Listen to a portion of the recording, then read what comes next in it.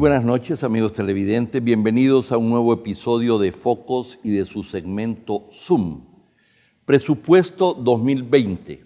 Menor crecimiento, mayor déficit y endeudamiento.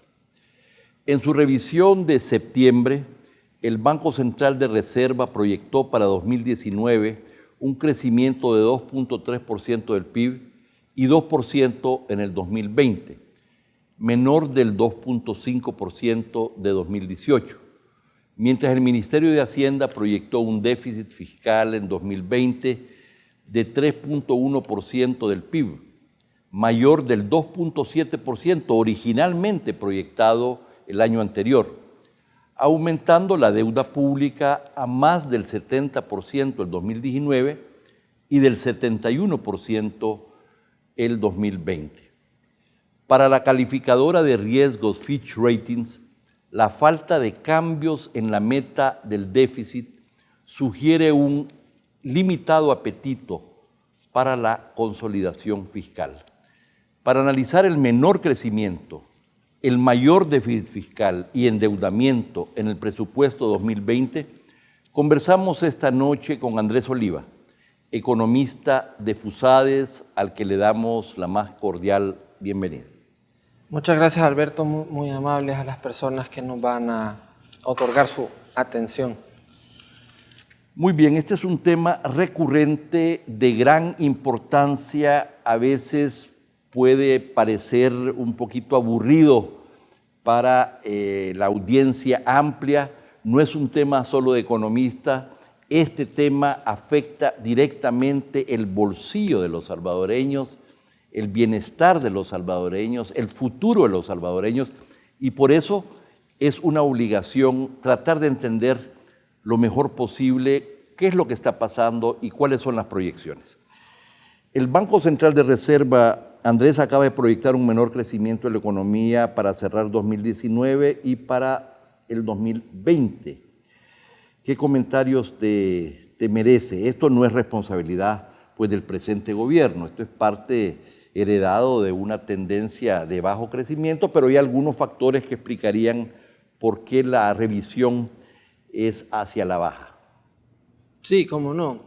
Hay que tomar perspectiva y saber que la economía salvadoreña pues, es una economía pequeña en relación a los países vecinos y abierta al mundo. Por lo tanto, los acontecimientos internacionales tienen una gran influencia interna. Uno de ellos, muy relevante, son las remesas, por ejemplo. Las remesas tenían reportados estos años tasas de crecimiento altas, 9%, y hay que recordar que las remesas alimentan los ingresos de los hogares y los hogares tienen más capacidad de demanda. Las remesas están creciendo 3% a agosto, como el Banco Central lo reporta, y de acuerdo al peso que tienen en la economía, también influyen en esas centésimas que la tasa de crecimiento se está disminuyendo, porque como tú decías, estamos pasando de 2,5 a 2,3. Estamos hablando de 2 centésimas. Entonces, las remesas tienen esa capacidad. El otro efecto son las exportaciones. Al tener un mercado interno pequeño, pues las exportaciones son la gran oportunidad. Estaban creciendo 3% el año pasado y según el informe del Banco Central están creciendo 0.6%. Eso da otras partes de esta tasa. Bien, pero ¿tú ves mejores perspectivas para la inversión privada y el crecimiento en este gobierno respecto al anterior? Pues siempre que hay un nuevo gobierno, pues se abre una nueva etapa. En ese sentido, pues hay nuevos vientos y también hay expectativas, alguna confianza que se está mejorando. Eso tiene que ver, por ejemplo, con cómo puedan percibir los agentes económicos las mejoras en seguridad, por ejemplo. Eso puede disminuir el riesgo país y eso puede atraer más inversión extranjera. Y yo creo que es una oportunidad que hay que aprovechar. Pero además el presidente Bukele regresó de Estados Unidos, después de Naciones Unidas, se fue para Estados Unidos a reunirse con inversionistas privados y ya lo ha hecho anteriormente y le ha pedido respaldo al gobierno de Estados Unidos Y esa es una de las iniciativas importantes. Además han habido otras medidas para simplificar trámites, para el tema de aduanas, etcétera. ¿No te parece que estos son aspectos que pueden incidir positivamente en la inversión privada y el crecimiento? A mí me parece que son aspectos que lo pueden hacer, porque al disminuir la parte de la inseguridad, pues las personas pueden venir más a El Salvador, etcétera. Ahora, eso tiene ciertas limitantes cuando observamos pues, los problemas estructurales que tiene el país. Entonces puede haber a corto plazo algún repunte, pero para que eso sea sostenible también hay que entrarle a temas más complejos, más estructurales, que requieren pues, mayores esfuerzos y sobre todo que sean acompañados por varias partes de la sociedad, ¿verdad? En el borrador de presupuesto 2020 presentado por el Ministerio de Hacienda al dar inicio a la semana, el déficit fiscal subió al 3.1% en 2019 y si bien igual a las proyecciones para el 2020, pero se cree que van a ser precisamente más, el déficit será mayor. Siempre en todos los últimos gobiernos hay una tendencia a sobrevaluar los ingresos fiscales, a veces porque se sobrevalúa el crecimiento de la economía y a hacer los gastos, a minimizar los gastos, ¿verdad? Y después se hacen las correcciones respectivas. Esto lo estamos viendo en lo que va de este año y vamos a ver si esto vuelve a suceder ya el año próximo. Sí, Alberto. Yo creo que esto que tú te refieres es algo que se venía recurriendo en el país. Ahora la sentencia de inconstitucionalidad del presupuesto 2017 fue un hito importante porque de ahí para adelante esas prácticas pues, no tienen cabida. O sea, el presupuesto tiene que tener un principio de unidad y eso implica incluir todos los gastos previstos y todos los ingresos. Ahora... Y hacer bien los cálculos, las proyecciones. Hacer muy bien los cálculos y las proyecciones. Hay que tomar un poco de perspectiva y plantear, por ejemplo, 2017 tuvimos un déficit fiscal de 2,5. 2018 fue 2,7. 2019 vamos a terminar en 3,1. O sea, que después de 2017 empezamos a tener una paulatina tendencia a incrementar el déficit. Esto pues no es sano para una economía, porque al tener un déficit cada vez más alto se va acumulando más deuda. Porque el déficit fiscal se financia con la deuda pública. Exactamente. Entonces, al contemplar las cifras del proyecto de presupuesto, notamos una tasa de crecimiento de 2,5, que al final pues son algunas centésimas abajo. Sin embargo, estuvimos viendo las tendencias del volumen del gasto y si vemos el presupuesto en su monto, tiene una tasa de crecimiento de 8,7, lo cual supera a la tasa de crecimiento del 2019. Por lo tanto, hay un gasto superior en el presupuesto 2020, lo cual hace que el déficit nos llegue a una cifra de 971 millones, en las cifras que están adentro de la ley del presupuesto. Más por la tasa de crecimiento del gasto que por la tasa de crecimiento de la economía, este déficit estaría rondando el 3,5% en el 2020. Entonces esa tendencia se configuraría, ¿verdad? Y eso es preocupante porque a medida se va incrementando el déficit, el ajuste necesario para ir aminorando el endeudamiento se va dejando de lado. Esto significa que todas estas cifras se reflejan de alguna manera en las bases de la política fiscal que presentó precisamente el Ministerio de Hacienda y que fue la base para hacer el borrador del presupuesto. Pero todos estos aspectos estarían sugiriendo que se pospondría el objetivo de consolidación fiscal, se estaría posponiendo al próximo gobierno, según el análisis que se desprende de ese documento. Lo que hemos encontrado, y para esto hay que tener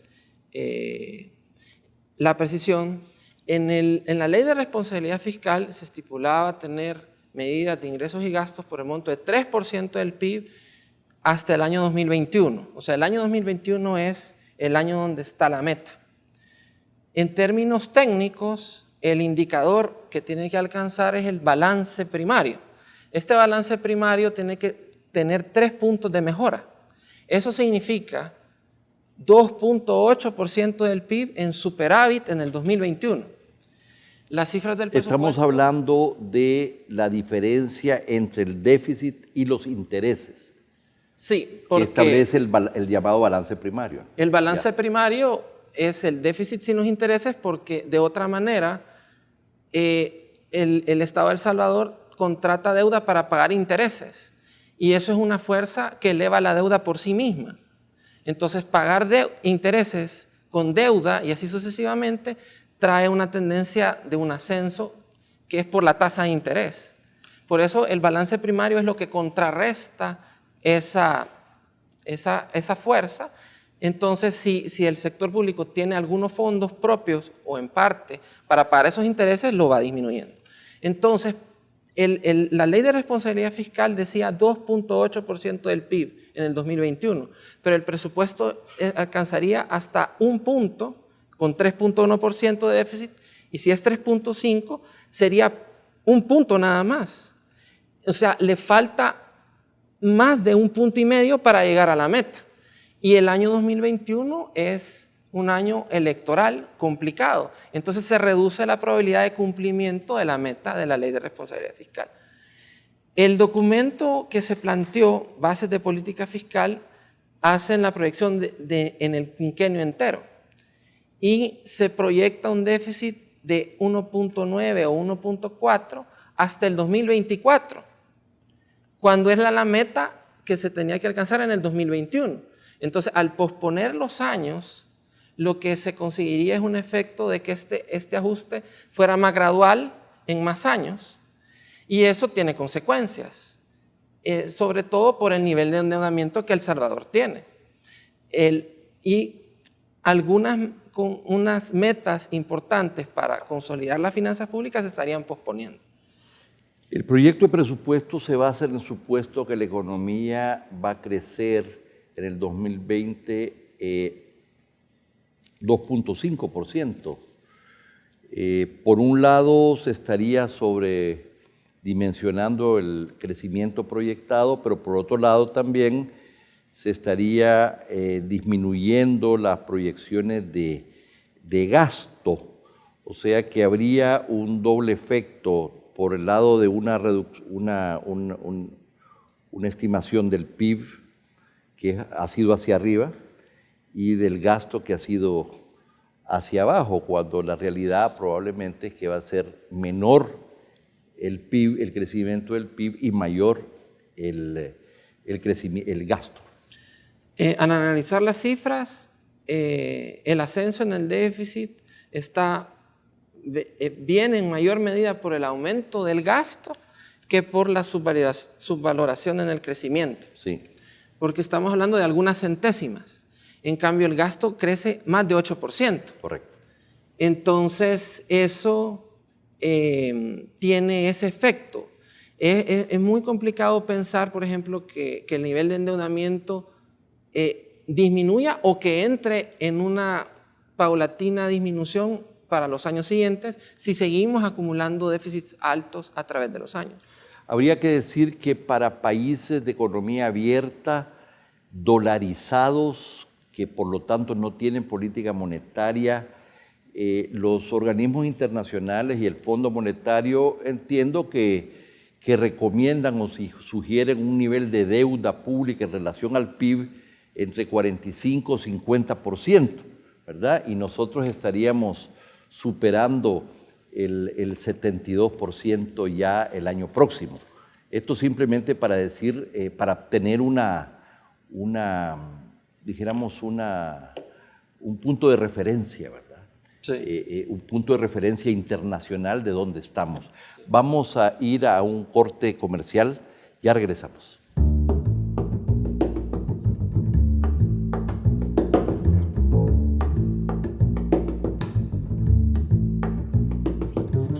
Presupuesto 2020, menor crecimiento, mayor déficit y endeudamiento. Estamos conversando con Andrés Oliva, economista de FUSADES. Bueno, el pago del servicio de la deuda, Andrés, es la partida presupuestaria más onerosa, superando a educación y a salud. Vayamos a hacer algún análisis, hagamos un análisis, aunque sea puntual, de a dónde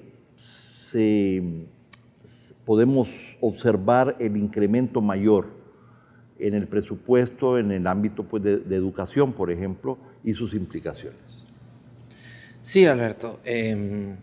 Una parte importante para el país es la inversión en educación. Y de acuerdo a las proyecciones, pues estaríamos hablando de 3.8% del PIB. 3.8% del PIB es bajo en comparación de los países en América Latina, y de acuerdo a algunas proyecciones y análisis que hicimos, por ejemplo, para cumplir los objetivos de desarrollo sostenible, el ODS 4, para que los niños y las niñas, si uno contempla que estén en la escuela y eso se pueda tener una meta en el 2030, hay que ir elevando hasta una cifra de 5.7% del PIB. Entonces, de acuerdo a esa proyección, para llegar al 2030 hay que sobrepasar el 4% en un año o el siguiente. O sea, eso es importante tomarlo en cuenta porque es la prioridad especial para la capacidad productiva, ¿verdad? La educación. Entonces, por ejemplo, si uno se hace la pregunta, ¿cómo se destinan más recursos a la educación en una situación de elevado endeudamiento y de restricción fiscal? Pues quizá hay que pensar en muchas medidas tomadas al mismo tiempo. Y las vamos a retomar al final precisamente porque quiero llegar a eso. En una publicación el viernes pasado, analizando el presupuesto, FUSADES señala 3 debilidades a la base de política fiscal, y yo entiendo que tú participaste activamente en la elaboración de este documento. Quisiera que nos sintetizaras cuáles son esas 3 debilidades que ustedes identifican. En el documento de bases de política fiscal, que es un requisito que tiene la Ley de Responsabilidad Fiscal, en el sentido de que cuando un nuevo gobierno se instala, este o cualquier otro, pues diga a la nación, en términos de proyecciones macroeconómicas, cuál es la postura que va a tener en el quinquenio. El documento hace eso, establece déficits y hace proyecciones. Por ejemplo, contemplaba un déficit de 2.7% del PIB en 2020, ahora el presupuesto vemos que es un poquito más alto, pero hacia el 2024 está planteando un déficit de 1.9, 1.6, entonces lo que hace es plantear un ajuste más gradual que, por ejemplo, el contenido en la Ley de Responsabilidad Fiscal, porque como te decía, en la Ley de Responsabilidad Fiscal el objetivo se cumple en el 2021 con ese déficit. Ellos lo estarían planteando en este documento hasta el 2024. Entonces ahí hay una lentitud. O sea que aumenta los tiempos de ejecución del ajuste que ha sido recomendado. Sí, sí. Por ejemplo, en algunos documentos, por ejemplo, el Fondo Monetario habla de 2 puntos en estos 2 años, porque eso puede acentuar un viraje en la tendencia del endeudamiento, ¿verdad? Que va subiendo. Entonces, para que eso disminuya, pues se tiene que ser pues, muy audaz y ambicioso para que eso baje. Entonces, eso es por un lado. Cuando eso se hace más despacio, hay una meta también en la Ley de Responsabilidad Fiscal que establece un nivel de endeudamiento de 60% del PIB en el año 2030. En el escenario más optimista que se contemplan en estas proyecciones, se llevaría la deuda a 67%. Entonces, para llegar a 60 habría que reducir 7 puntos en el gobierno que sigue. Entonces, mirábamos que era una reducción demasiado pequeña en 5 años para que los otros 5 años se hubiera una reducción mayor.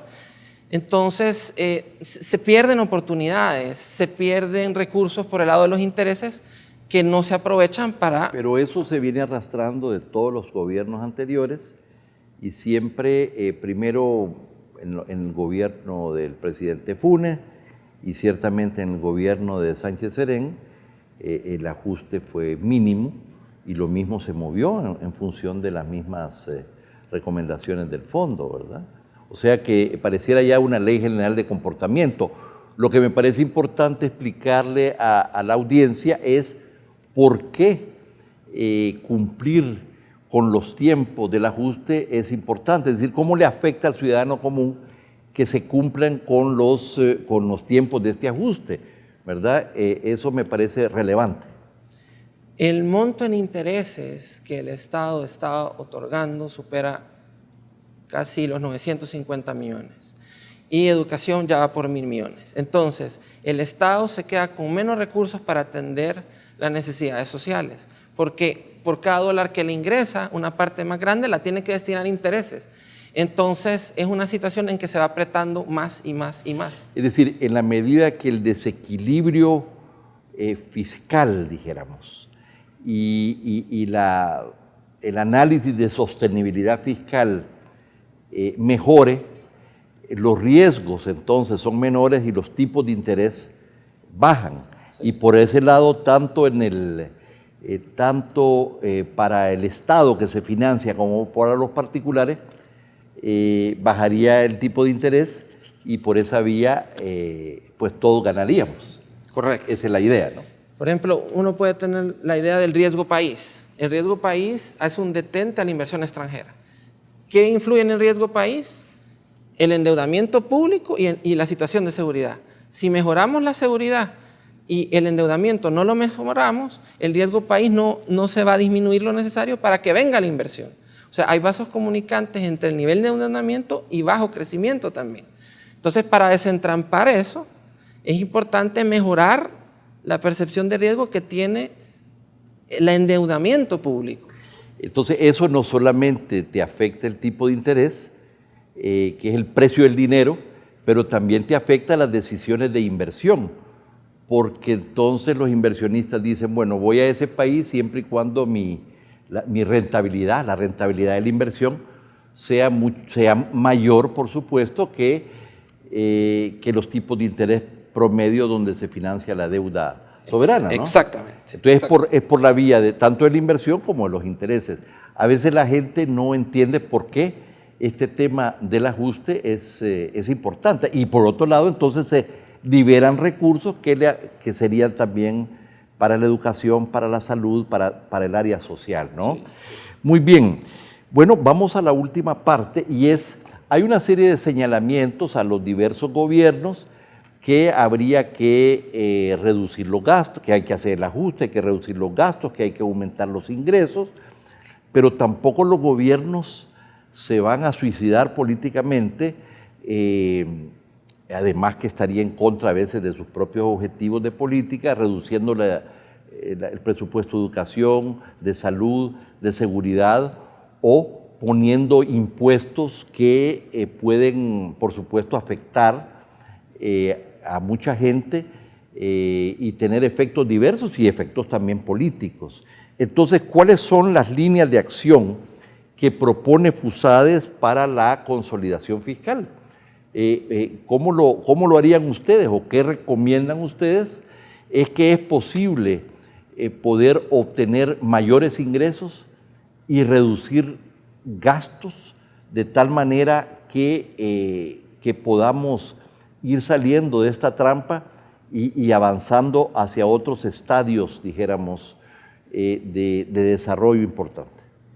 Sí, yo entiendo la idea de la economía política en el sentido de que un ajuste podía traer alguna desmejoría momentánea y temporal, pero también hay una dimensión de mucho éxito poder conseguir que el endeudamiento vaya bajando en una tendencia sólida. Correcto. O sea, un gobierno que logre ese hito, pues acumularía también capital político. O sea, hay formas de hacerlo que minimizan el costo social y político. Hablemos de estas medidas. Entonces, una visión es, por ejemplo, si un gobierno conduciendo el Estado logre que el Estado tenga mayor eficiencia con los recursos que tiene. ¿Eso qué significa? Que si uno se pone a pensar cuál es exactamente lo que tiene en su margen de maniobra, es la composición del gasto público. Si cambia la composición del gasto público y eleva la eficiencia, impulsaría más el crecimiento, ¿verdad? Entonces hay que recomponer el gasto público internamente. Y en ese sentido hay 3 medidas que el documento Progresando en el Nuevo Milenio, FUSADES, propuso a la nación. Por ejemplo, la eficiencia en compras públicas. Muchas instituciones tienen algunos bienes que son muy homogéneos, que lo compran en conjunto y logran economías de escala. La factura electrónica, en el sentido de poder tener más cruces de información para poder tener cuánto está ingresando en las empresas y por lo tanto mayor control para tener más recaudación de dinero. También si la educación, la salud, los programas sociales son las ramas medulares o los aspectos del gasto medulares, ¿qué pasa con los otros? Si estos disminuyen lo que van creciendo y los recursos que se van liberando se colocan aquí, se puede recomponer el gasto público. En ese sentido, también la focalización de subsidios, se pueden tener algunas mejoras porque hay algunas personas que reciben estos beneficios, pero no lo necesitan y tampoco pagar algunos dólares más por esos servicios les va a ser realmente un problema económico. Hay algunas personas que sí lo necesitan y hay otros que no. Juntando esas medidas... por ejemplo, a subsidios del gas o de la misma electricidad en sectores de clase media y a veces aún alta por no haber focalizado el subsidio, por ejemplo. Sí. Correcto. Sí, correcto. Y al juntar eficiencia en compra, factura electrónica y otros ahorros, pensamos nosotros que hay suficiente espacio para generar medidas que sumen 3 puntos del PIB, más que la última recomendación del fondo. Y además, si se logra eso, al comparar el escenario sin ajuste y con ajuste, hay un enorme ahorro en intereses que se va haciendo más grande a medida que pasa el tiempo. En 3 años se pueden ahorrar alrededor de 150 millones en intereses, que puede sumarse al beneficio social.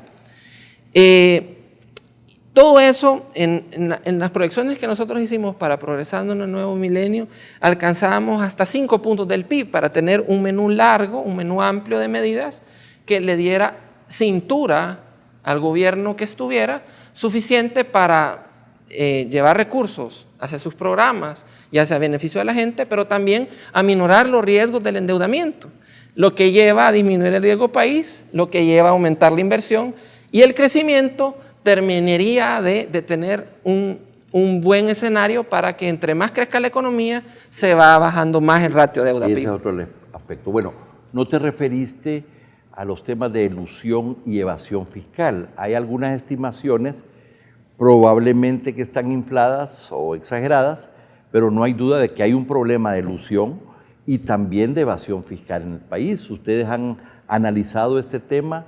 ¿Tienen cifras o han analizado las publicaciones del gobierno anterior, por ejemplo, al respecto? Sí, cómo no, lo hemos revisado y es una realidad compleja que hay que ir combatiendo, ¿verdad? Por ejemplo, la evasión del impuesto al valor agregado tiene una tendencia en la disminución. O sea, muchas de las reformas tributarias que se han impulsado o algunos controles que el Ministerio de Hacienda ha llevado a cabo, lo ha disminuido y se puede disminuir aún más. Y la factura electrónica mejora aún más en ese ámbito. Lo que pensaríamos quizá es que es una tarea de mediano plazo y no es algo que cambia de la noche a la mañana. Es una reforma, parte de una reforma fiscal integral que nunca se ha hecho, por supuesto, en el país, ¿verdad? Y quizá no se trata solo de leyes, porque uno piensa si las leyes cambian, entonces cambiaría esta situación. Pero hay que cambiar leyes, instituciones, prácticas y cultura del salvadoreño que sea realmente de sentirse ciudadano de pagar sus impuestos y recibir beneficios. Correcto. Porque es un círculo virtuoso, ¿verdad? Uno paga y recibe beneficios. Tal vez el otro aspecto importante, que también es un tema de mediano y largo plazo, es cómo vamos reduciendo el peso, el tamaño del sector informal, que es 2/3 de la población económicamente activa, para incorporarse al sector formal, ¿verdad? Eso se dice rápido, pero tiene una serie de complicaciones. Y eso sería otro aspecto que, por supuesto, tendría efectos en una recaudación mayor. Por supuesto que sí. Y estas personas también recibiendo algún beneficio se podrían animar a aportar alguna cantidad, etc. Andrés, quiero agradecer tu presencia esta noche en Focos. Creo que ha sido muy interesante, nos actualiza respecto a los vacíos que tiene este presupuesto y a los desafíos que sigue teniendo el país en términos de sostenibilidad fiscal. Muchas gracias. Yo te agradezco infinitamente y pues pensemos todo lo mejor para el país, que es lo que en el fondo todos queremos. Muchas gracias. Y a ustedes, amigos televidentes, gracias por su sintonía. No nos cambie, hay mucho más contenido en Focos.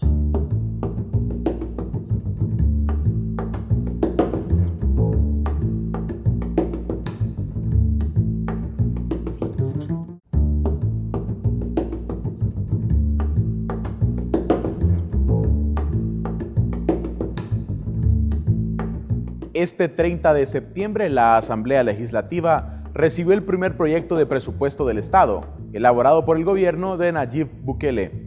Los diputados iniciarán el lunes la discusión de la propuesta del Ejecutivo. El proyecto incluye aumentos en el área social, pero la necesidad de utilizar deuda para cubrir parte del gasto evidencia que persisten las dificultades financieras. Hoy, en Focos, analizaremos la propuesta del presupuesto de 2020 a la luz de desafíos sociales y fiscales que enfrenta el país. Para el próximo año, el Ejecutivo ha propuesto a la Asamblea Legislativa la aprobación de $6.426.1 millones como presupuesto de 2020 para el gobierno central. El proyecto incluye un aumento en el gasto social, destaca Ricardo Castaneda, analista del Instituto Centroamericano de Estudios Fiscales, ICEFI. Para el próximo año, el gobierno central proyecta destinar $2.921 millones al área de desarrollo social, un monto que representaría el 10.54% del Producto Interno Bruto PIB. Castaneda destacó que este porcentaje sería el más alto desde el año 2000. Si bien es una buena noticia que el gobierno quiera aumentar el gasto social, no se sabe con certeza si ese incremento se traducirá en mejoras para la población. El Ministerio de Hacienda lleva 7 años, desde 2012, trabajando en la implementación de un presupuesto por resultados y hasta ahora no se ha concretado. Este nuevo esquema, a diferencia del vigente, permite conocer los bienes y servicios que producen las instituciones públicas. También incorpora herramientas para medir los resultados de la ejecución del gasto público. Sin un presupuesto por resultados, la población no puede determinar, por ejemplo, cómo el aumento del gasto social impactará en la ampliación de la cobertura de educación o salud. Por eso es importante no solo aumentar el gasto, también conectarlo a metas y resultados, afirma Castaneda. Pese a esta aparente apuesta por lo social, el presupuesto 2020 sigue reflejando los problemas financieros que enfrenta el gobierno, pues de nuevo, el Ejecutivo necesitará deuda para financiar una parte de sus operaciones del próximo año. Junto con el proyecto de presupuesto, el Ejecutivo presentó una solicitud de autorización para contratar $755.8 millones en deuda pública. Hasta agosto de este año, el gobierno y las empresas públicas que no forman parte del sector financiero acumularon una deuda de $19.415 millones, incluyendo la deuda de pensiones. Ese monto representa casi 547 veces los $35.5 millones que se invirtieron durante el primer semestre de este año en los paquetes escolares del sistema público. Castaneda advierte que el gobierno históricamente ha estado inmerso en un círculo vicioso del que solo podría salir con una reforma fiscal integral. Los ingresos, explica, no alcanzan a cubrir los gastos y por eso el gobierno se ve obligado a prestar dinero. El resultado de esta dinámica es que el pago de intereses y capital ha crecido al punto de convertirse en la partida presupuestaria con más recursos asignados. El proyecto de presupuesto del próximo año designa $1.102 millones para el pago de intereses y capital de la deuda pública, por encima de otras áreas prioritarias como educación, salud y seguridad. El presupuesto 2020 es una herencia de los importantes desafíos financieros que ha enfrentado el país en los últimos años y que no se han resuelto de raíz. El ICEFI concluye que una reforma fiscal integral que abarque transparencia, ingresos, gastos y reestructuración de la deuda es ahora más imperante para El Salvador.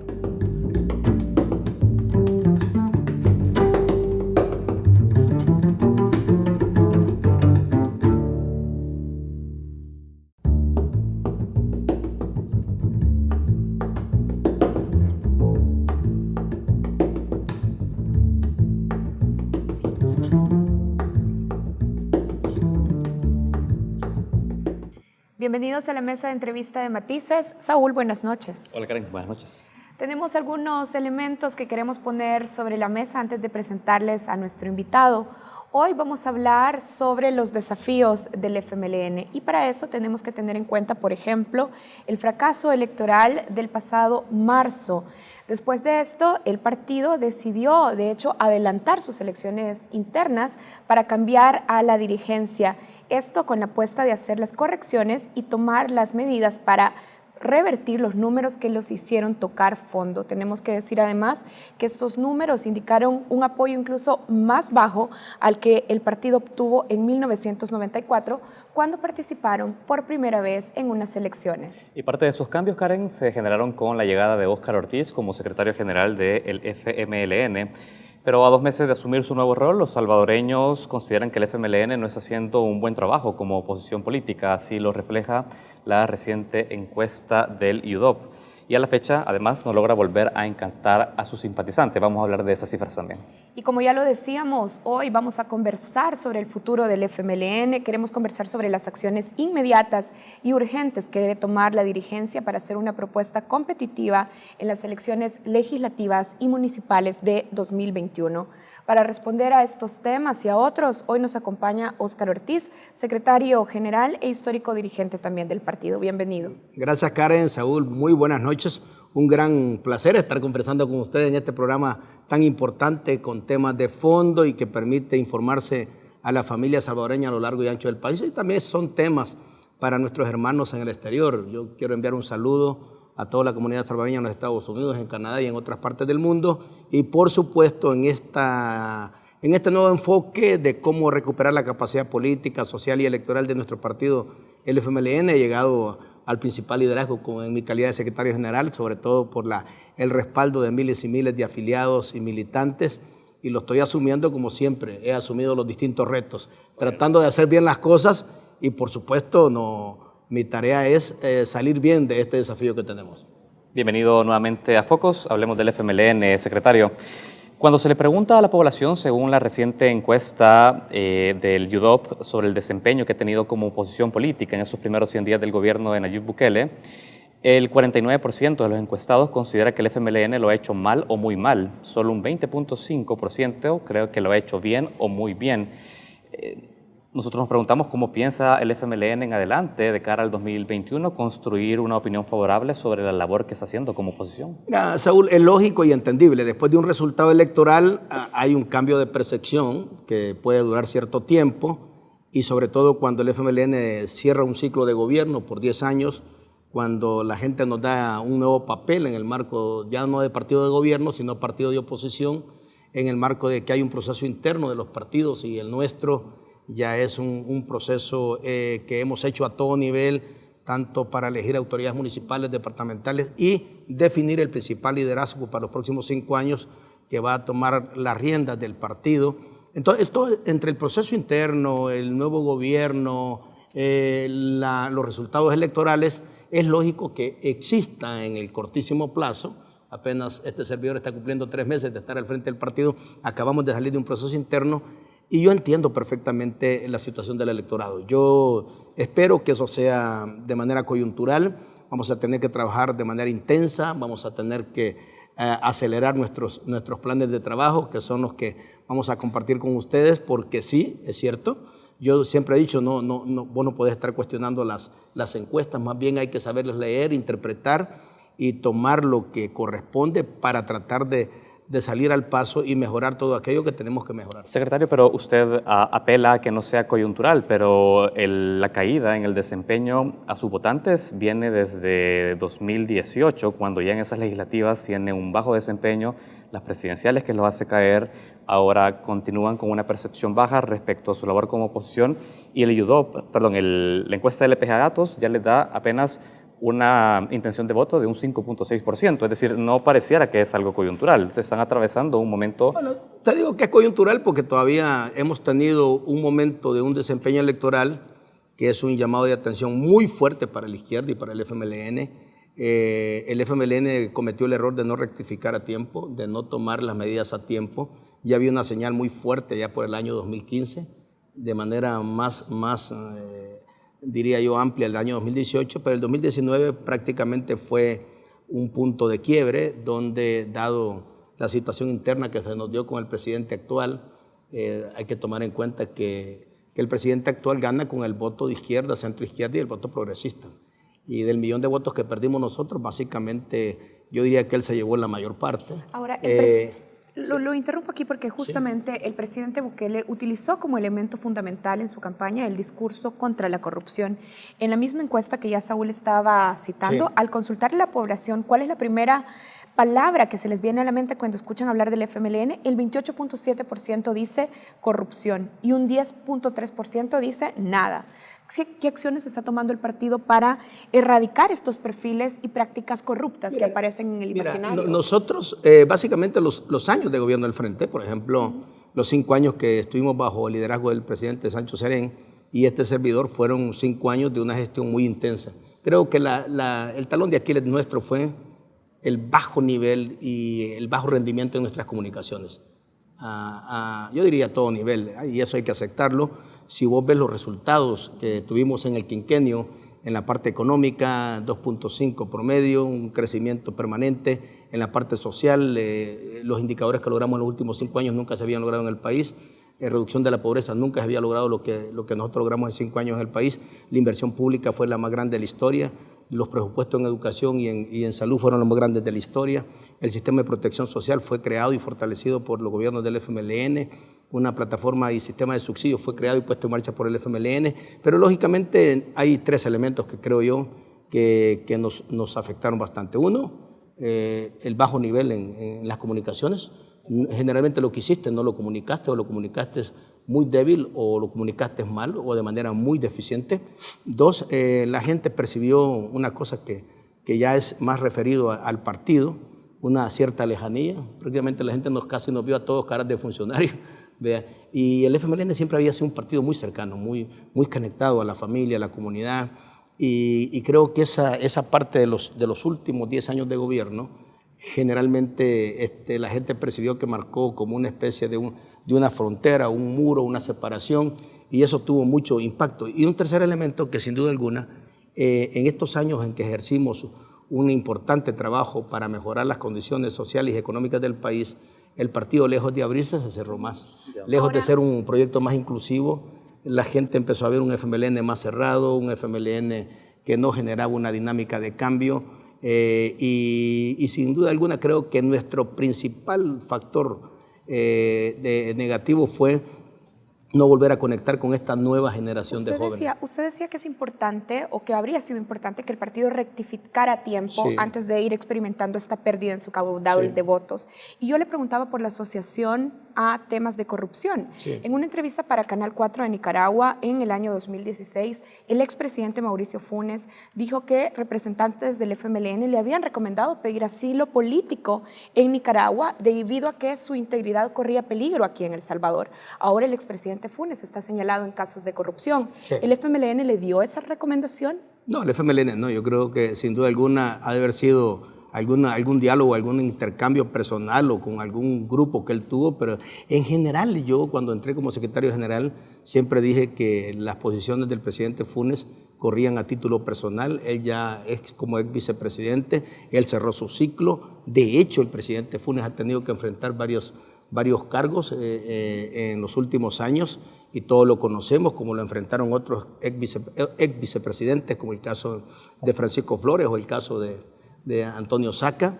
El país ha avanzado tremendamente en este tema, pero no, de ninguna manera. El FMLN, además, hay que decirlo, creo que tal vez lo que le faltó al FMLN, yo siempre lo he dicho, es ser mucho más claro y categórico en tratar de distanciarse de todos aquellos temas donde aparecían funcionarios señalados y la gente creía que esos funcionarios seguían siendo o voceros o parte importante de la dinámica de la estrategia del frente. Sí, su recomendación es justamente esa, separarse de prácticas o figuras que pueden desgastar la imagen del FMLN, porque hay que aclarar también, la encuesta de LPG Datos señala que Mauricio Funes es el expresidente con un saldo negativo mayor en opinión pública. Y mira que él salió bien, positivamente, cuando salió como presidente. Eso empezó a caer después, ¿no? Pero tampoco hemos escuchado una declaración contundente bajo su Secretaría General solicitando que Mauricio Funes tiene que venir al país a rendir presencia ante los tribunales, porque al día de la fecha no hemos escuchado una declaración contundente. No, desde que entré, mi primera aparición pública fue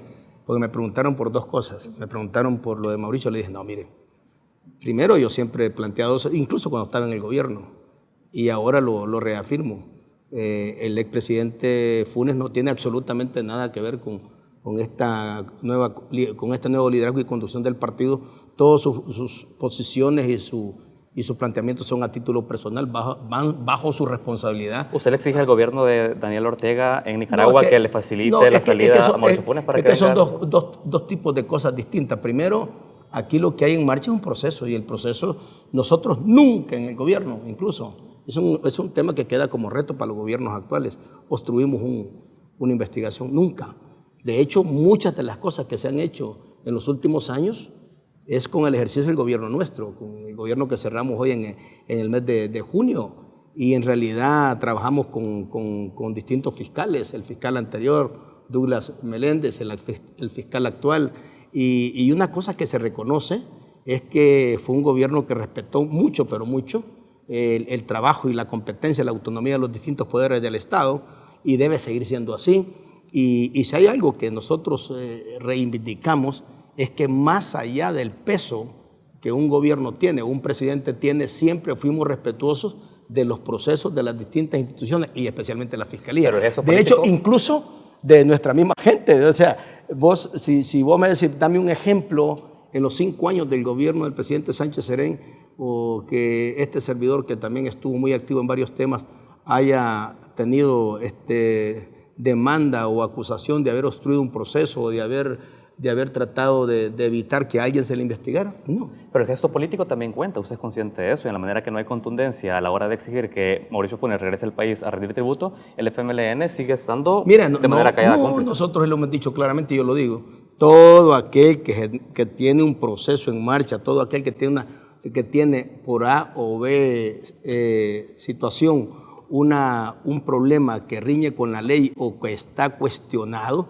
tiene que ser responsable y enfrentar los procesos. Y además hay que trabajar, hay que siempre apoyar el mecanismo para que la instancia que le compete, que en este caso es a la Fiscalía por un lado y al órgano judicial, tienen que hacer su trabajo de acuerdo al mandato constitucional. Claro que hay un sistema de derechos, claro que hay un sistema que se debe respetar del debido proceso, pero en este campo cada quien tiene una competencia, y yo espero que cada quien que ha sido cuestionado por actos no correctos, actos que se plantean que son ilegales o contra la ley, debe responder ante la ley. El FMLN como partido, usted como miembro también de los líderes históricos del partido, ¿nunca advirtieron los excesos por los que ahora se señala al expresidente Mauricio Funes? Mire, eso es una cosa interesante, porque yo siempre he dicho, por eso cuando de las críticas más fuertes que yo hice en los primeros 3 meses del actual presidente, yo le digo a la gente, mira, cuando uno está en la función pública siempre hay que pensar no ahora, sino lo que viene después. Eso es lo que le pasó al presidente Flores, eso le pasó al presidente Saca.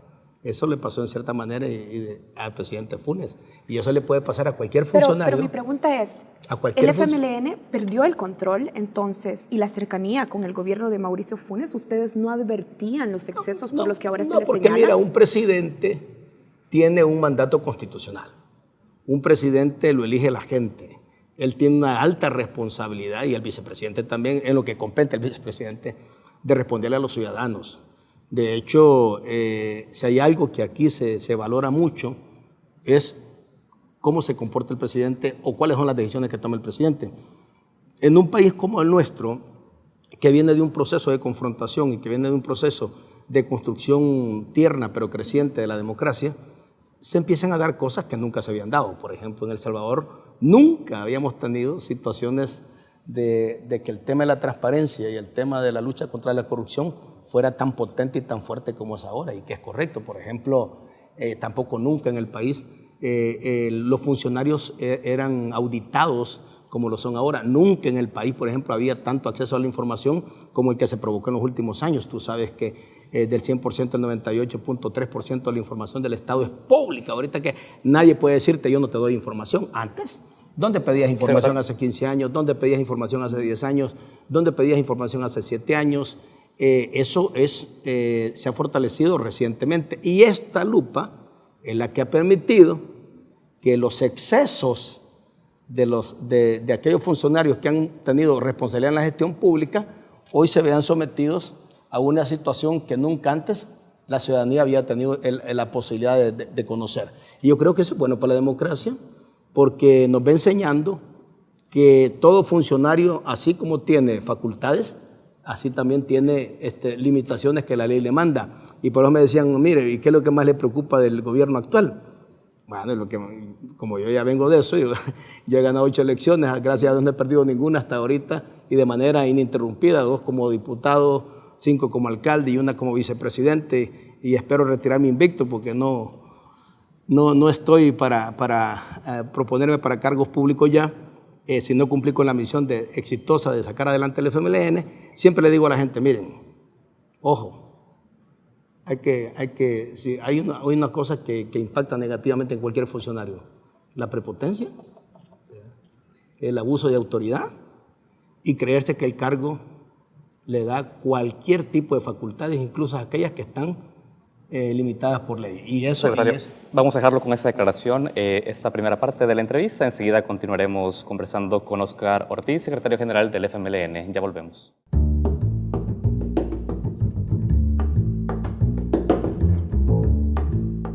Continuamos en Matices. Esta noche entrevistamos a Óscar Ortiz, secretario general del FMLN. Secretario, el adversario en 2021, lo dicen las encuestas, deja de ser Arena. La reciente encuesta del LPG Datos destaca que las preferencias electorales se distribuyen en un 32.4% para Nuevas Ideas, y en un lejano segundo lugar aparece Arena con 9.3% y en un tercero el FMLN con 5.1%. ¿Qué desafío representa que en 2021 el clivaje, la disputa ya no está entre el plano derecha e izquierda, al menos en apariencia, sino que ahora viene un tercer actor que se posiciona como por encima de cualquier ideología y es contra el cual ustedes tienen ahora que enfrentarse? ¿Qué desafíos representa eso para ustedes? Un gran reto. Mira, y eso hay que verlo también normal. Cada tiempo, cada momento, cada etapa política tiene cambios importantes. Creo que estamos viviendo uno de los más importantes desde los acuerdos de paz. 28 años después de los acuerdos de paz, era lógico que hubieran nuevos escenarios. Es parte del crecimiento democrático que el país tiene. Tenemos derechas, izquierdas, tenemos partidos en cambio permanente. El FMLN es una fuerza política, social y electoral muy fuerte y en movimiento.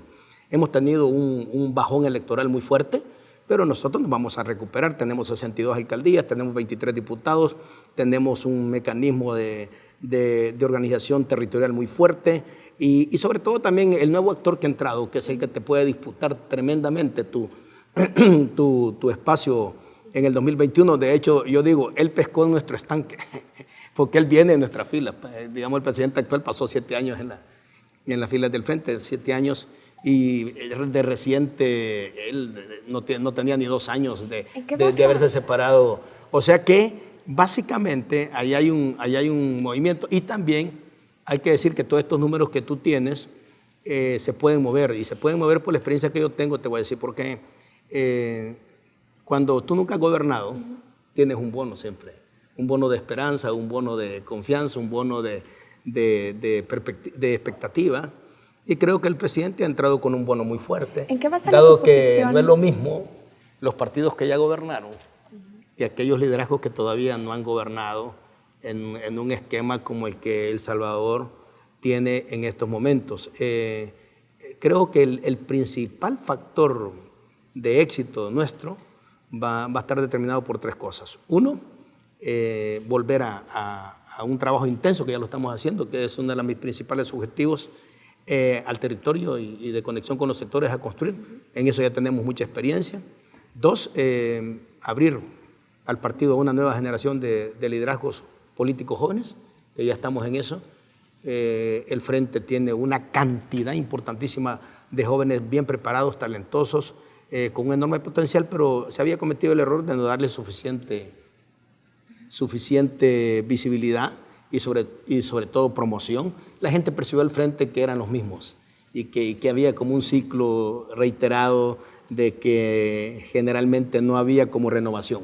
Hoy nuestro principal reto va a ser desarrollar y dinamizar una renovación profunda. Lo voy a interrumpir aquí justamente para que hablemos de eso, de los retos ahora que asume la dirigencia del partido.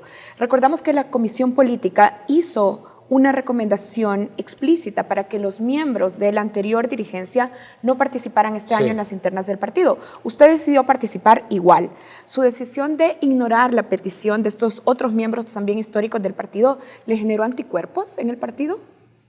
No sé qué tantos anticuerpos haya generado, pero en todo caso no tenía sentido acatar ese tipo de... ¿Por qué no? No, porque simple y sencillamente yo nunca había estado en una comisión política electa en los últimos años.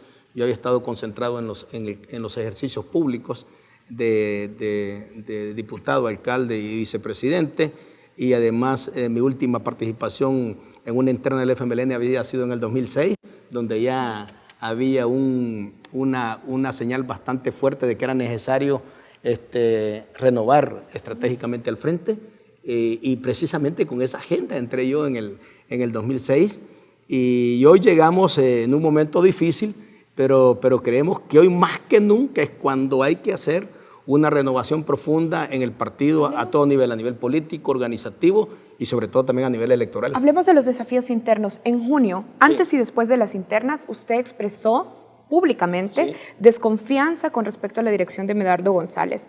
Sus declaraciones daban la impresión de que el partido estaba pasando por una profunda crisis interna. ¿Está superada esta crisis? No, en los partidos generalmente una crisis tenés que convertirla en oportunidad, como siempre he creído. Lo que está planteado siempre en el Frente son 2 cosas.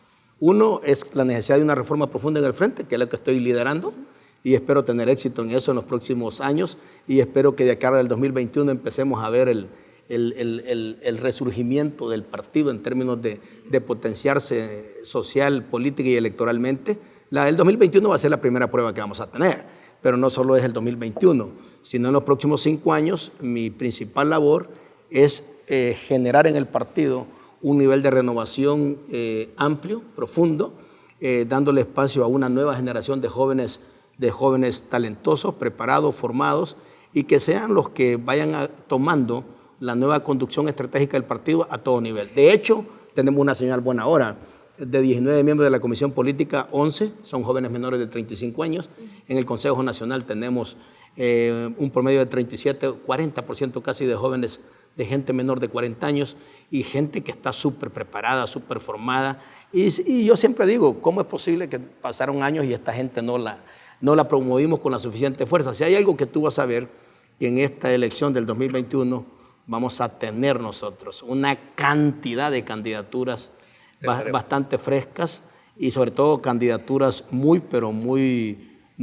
jóvenes que vamos a presentar a distintos niveles. Coméntenos cómo esta renovación de rostros, de perfiles, también se traduce en una discusión mucho más profunda del proyecto del FMLN, porque pareciera que la estrategia, al menos aparentemente, hasta que usted no nos responde esta pregunta, los movimientos que están haciendo los partidos políticos son de carácter de la imagen hacia el exterior, pero sobre el proyecto que cada uno de los partidos políticos define, en este caso el FMLN, ¿cuál es la discusión de fondo? ¿Qué paradigmas, qué dogmas se han discutido, se han señalado que ya no se van a seguir más?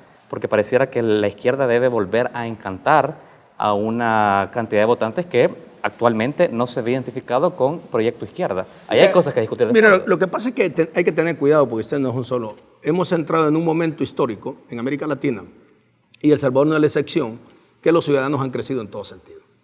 Las democracias con sus dificultades han crecido también. El nivel de información se ha multiplicado y sobre todo la gente se ha vuelto más exigente.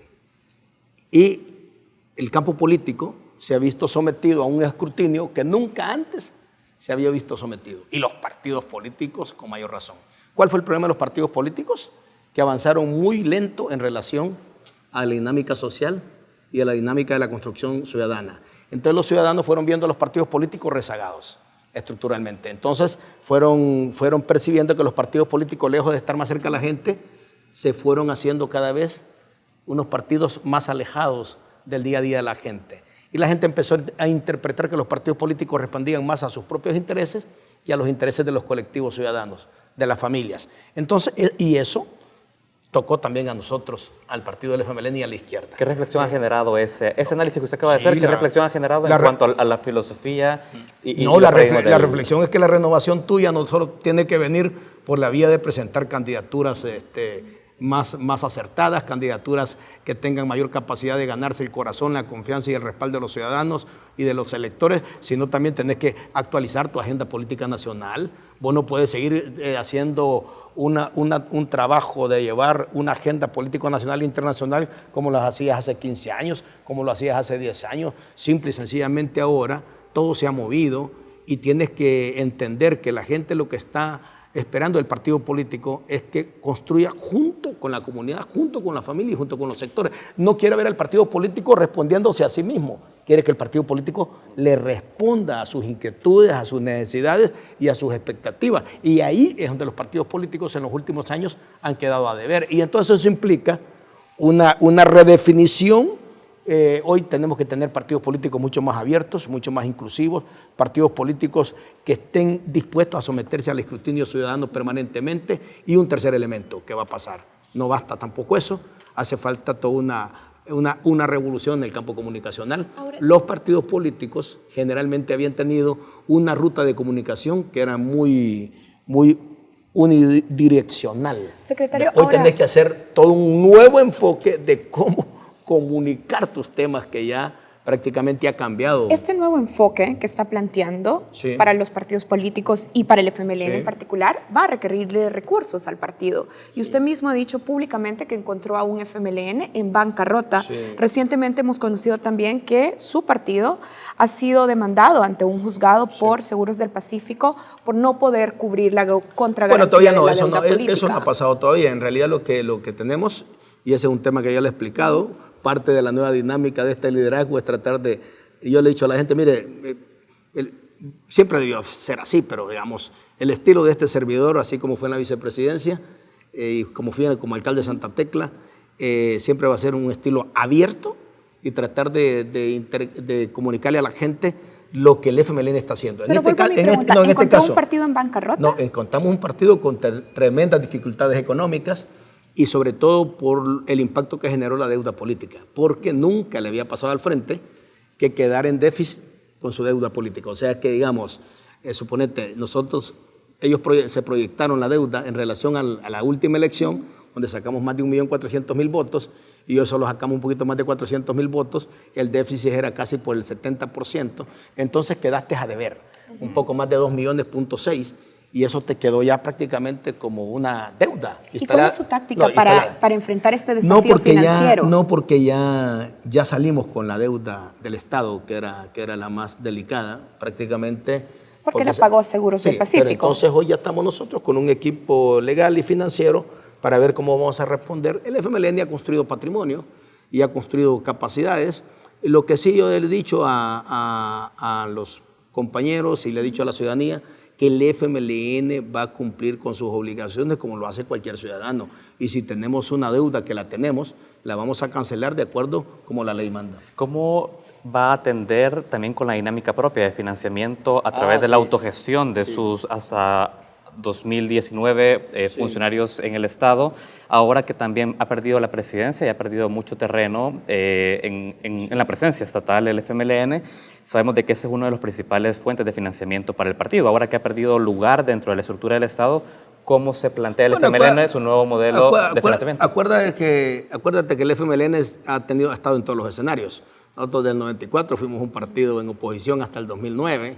En el 2009 pasamos 10 años en el gobierno y siempre hemos sido un partido que se ha desplegado a nivel nacional y ha tenido su capacidad y su experiencia, no solo en la parte organizativa, sino también en la gestión económica. Hoy vamos a recurrir a lo que siempre ha sido, fuera de la deuda política.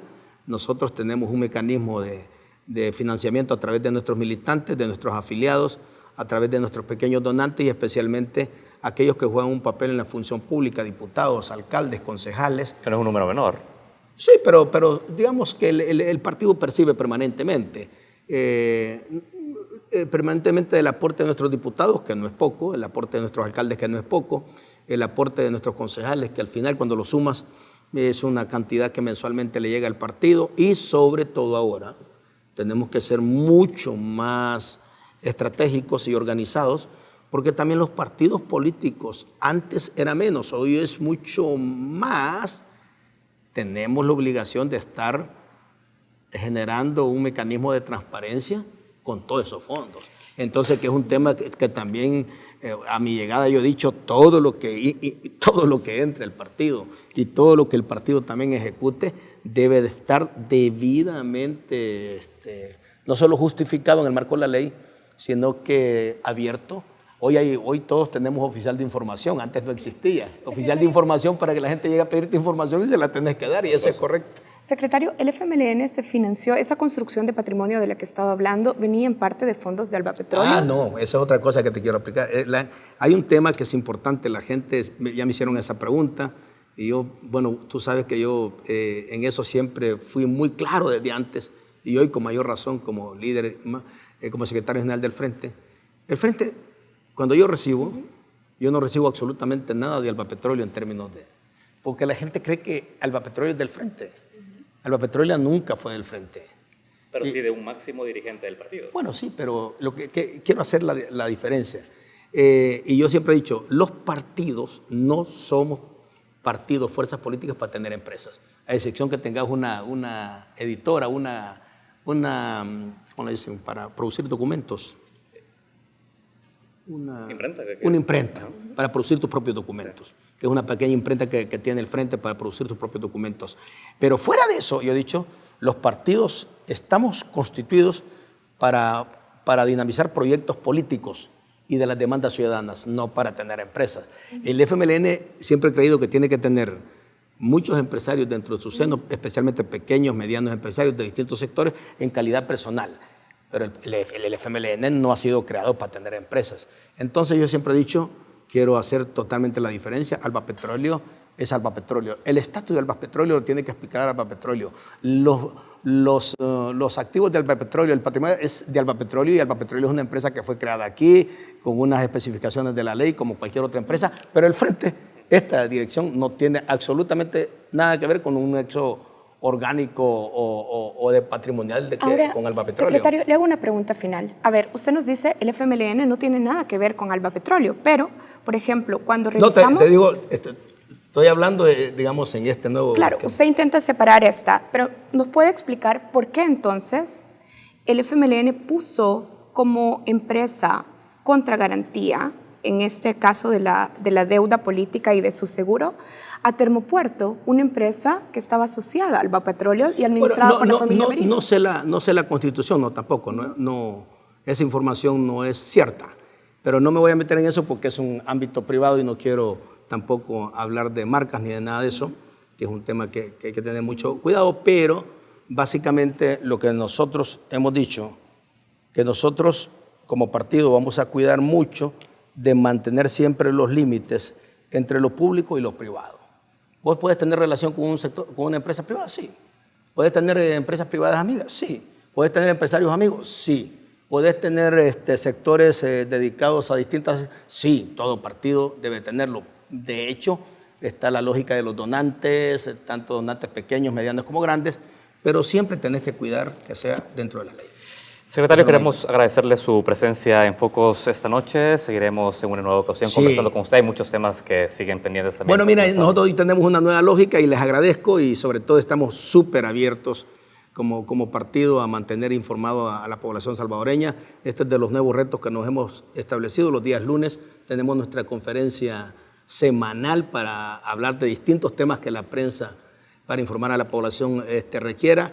Y por supuesto, todas las semanas vamos a estar haciendo de manera sistemática presencia en los distintos medios para facilitar la información sobre el trabajo que estamos haciendo en este momento y por supuesto de cara y en beneficio del país. Así que agradecerlos a ustedes y felicitarlos por el programa. Muchas gracias.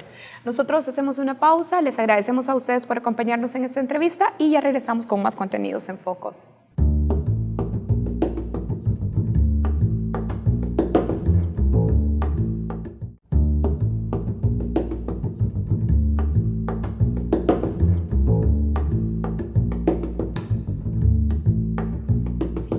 Bienvenidos a Reflejos, el segmento internacional de Focos TV.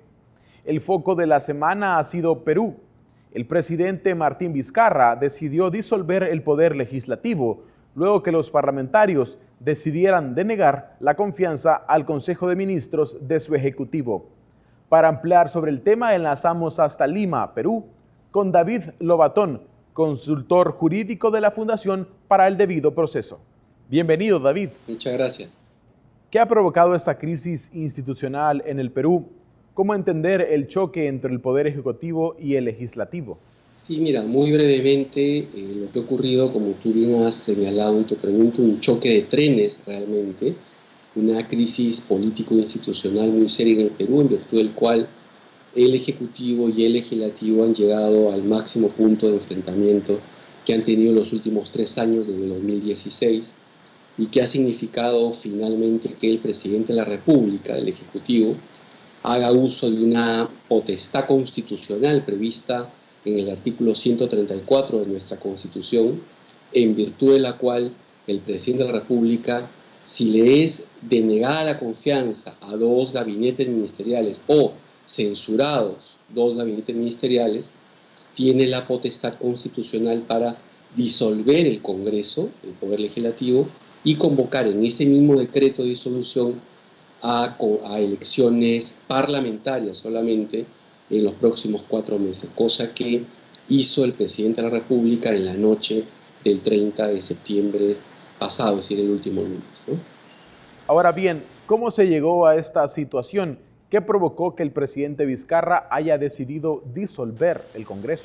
Bueno, primero hay que, respecto a eso, hay una trayectoria de enfrentamiento y de obstrucción que el presidente de la República reclama al Poder Legislativo los últimos 3 años, en el sentido que tenemos en el Perú un sistema electoral que cabe como posibilidad que un presidente de la República sea de un partido determinado, pero que el Congreso lo domine la mayoría de otro partido, es decir, de un partido opositor. Eso sucedió en el 2016 con las elecciones generales y eso ha significado una atmósfera de no colaboración, sino de obstrucción del Parlamento respecto al Ejecutivo. Y lo que pasó en concreto, es decir, la gota que rebalsó el vaso, fue que el Ejecutivo, el presidente de la República, le pidió e hizo cuestión de confianza al Parlamento para que suspendiera un proceso de elección de los nuevos miembros del Tribunal Constitucional peruano para que se sometiera una nueva modificación de las reglas en virtud de las cuales se elige a esos nuevos magistrados del Tribunal Constitucional, e hizo cuestión de confianza por eso, porque había un proceso en curso de elección de magistrados. Esto no fue, el Parlamento hizo caso omiso de eso, y eso ha generado que el presidente de la República considere por no otorgada la confianza y active el artículo 134 de nuestra Constitución, que supone la disolución del Parlamento. Y además es importante saber lo siguiente, ¿no?, para la opinión pública latinoamericana, que en realidad, previo a eso, el 28 de julio, hace como 2 meses, el presidente de la República, en el mensaje a la nación de todos los años, le plantea al Parlamento una solución menos traumática. Le dice: reformemos la Constitución, acortemos el mandato de ambos poderes y vayámonos los 2 poderes antes en el 2020, cosa que hace una semana el Parlamento archivó esa propuesta de reforma constitucional y lo que ha generado finalmente esa situación de crisis. Finalmente, entiendo que la Constitución peruana establece que tiene lugar una disolución del Congreso cuando se deniegue en 2 ocasiones la confianza al Gabinete de Ministros. Sin embargo, la primera negatoria ocurrió cuando estaba al mando el presidente Kuczynski. ¿Qué dicen las leyes y jurisprudencia peruana? ¿Avalan la acción del presidente? Sí, lo que hay que tomar en cuenta es que, si bien son 2 personas, Pedro Pablo Kuczynski y Martín Vizcarra, sin embargo, se considera constitucionalmente en el Perú que es el mismo gobierno que fue elegido en julio, tomó mando en julio del 2016, porque en el Perú se elige al presidente y a una plancha presidencial constituida por 2 vicepresidentes. Kuczynski renunció en marzo del 2018 por estar involucrado en la trama de corrupción de Odebrecht, que ustedes deben conocer, y quien le tomó la posta fue su primer vicepresidente, Martín Vizcarra. Por eso es que legítimamente el presidente Vizcarra toma como la primera denegatoria de cuestión de confianza la que ya se le había hecho a Pedro Pablo Kuczynski hace como 1 año y medio o 2 años. Y lo segundo de tu pregunta, sin duda, un grupo importante de expertos en derecho constitucional en el Perú consideramos, en los que me incluyo, que es una medida sin duda extrema, excepcional, pero constitucional. No solo porque yo le acabo de decir que está contemplada en el artículo 134, sino porque además es una medida que lo que hace finalmente es volver a consultarle al soberano en todo Estado constitucional, el pueblo, vía elecciones, ¿no? Y tercero, porque el presidente Vizcarra planteó una medida menos traumática y le planteó al Congreso irse a ambos poderes antes, pero el Congreso no aceptó y generó esta crisis. Y cuarto, y es importante también tomarlo en cuenta, el secretario general de la OEA ya emitió un pronunciamiento el día de ayer, dando de alguna manera un espaldarazo a la medida en el sentido siguiente, diciendo que saluda que ya haya fecha para las elecciones parlamentarias. Como efecto sucedido, como le comenté al inicio, el decreto de disolución del Parlamento tiene aparejado en la convocatoria de elecciones parlamentarias que tendrán lugar el 26 de enero del 2020. Eso lo ha saludado la OEA y, por supuesto, ha señalado que si hay alguna controversia constitucional en relación a la potestad ejercida por el presidente de la República, que sea en todo caso el Tribunal Constitucional peruano que así se pronuncie, ¿no? También tomar en cuenta que el contexto en el que se ha dado esto es bastante importante tomarlo en cuenta. Es un contexto democrático y no autoritario. No ha habido persecución ni detención de disidentes políticos, hay independencia judicial, hay equilibrio de poderes, hay libertad de prensa, libertad de reunión, no ha habido estado de emergencia, no han salido las Fuerzas Armadas a la calle, la Policía Nacional sigue cuidando el orden interno como corresponde a un Estado constitucional. Entonces, no hay ningún indicio que revelaría que esta es una medida autoritaria ni inconstitucional, sino todo lo contrario, ¿no? Muy bien, muchísimas gracias, David. Muchas gracias a ustedes, encantado. Con esto cerramos nuestro segmento Reflejos. Para ver este y otros análisis internacionales, ve a focostv.com. Ya regresamos.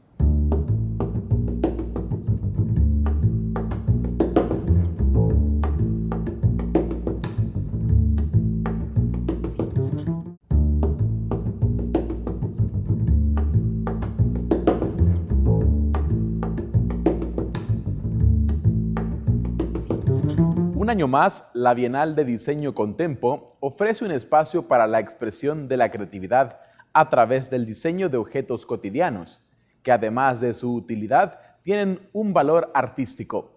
La exhibición combina elementos de la contemporaneidad con el legado cultural de la identidad salvadoreña, promoviendo la reinterpretación de estos conceptos en la industria creativa.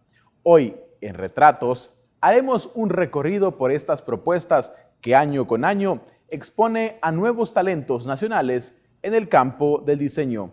Con esto cerramos la emisión de Focos de esta noche. Hasta la próxima.